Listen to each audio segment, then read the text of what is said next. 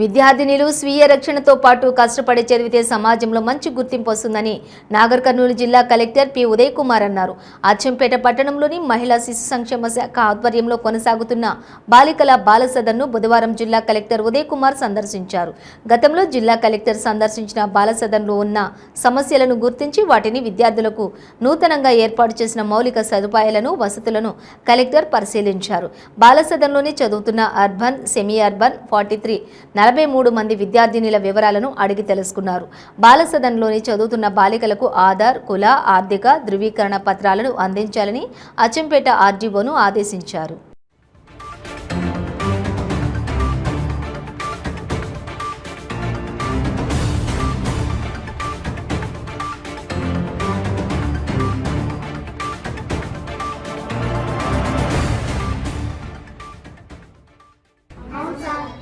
Cycle ఎవరికి ఇచ్చిండ్రు?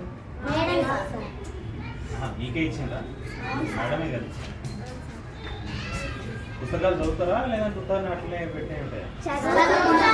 చదువుతున్నారా? పుస్తకాలు ఉన్నాయి లోపల.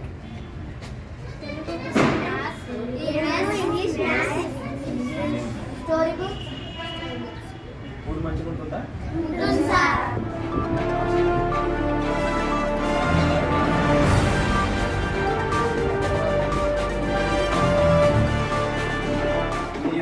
వీళ్ళందరినీ సూపర్వైజ్ చేసుకుంటూ డిస్ట్రిక్ట్ లెవెల్లో జరిగిందని నీడు మన అవసరం ఉంటుంది అని అంటే ఇప్పుడు రెగ్యులర్గా డీడబ్ల్యూ గారి నా దగ్గరకు వచ్చేసరికి ఇక్కడ సపోజ్ గురించి అబ్జెక్టివ్ గురించి ఆల్మోస్ట్గా మంత్లీ బేసిస్లోనూ 15 days బేసిస్లోనూ ఇదొకటి అదొకటి రిమైండ్ చేస్తూ ఉంటారు. కానీ ఈ నీడ్స్ అన్ని కూడా అవసరాలు ఫ్రీక్వెంట్గా తెలుస్తుంది. అదర్వైజ్ నేను విజిట్ చేయడం రెండోసారి చూసే అవకాశం లేదు. మీరు ఆమె కరెక్ట్గా బ్రీఫ్ చేస్తూ ఉన్నారో ఆమె నాకు బ్రీఫ్ చేస్తూ ఉంటారు కాబట్టి అన్నీ వస్తుంది. So I congratulate the entire team. అట్లాగే పిల్లలు కూడా ఇచ్చిన ఫెసిలిటీస్ని బాగా యూటిలైజ్ చేసుకొని బాగా చదువుతున్నారు అనేది నాకున్న ఫీడ్బ్యాక్.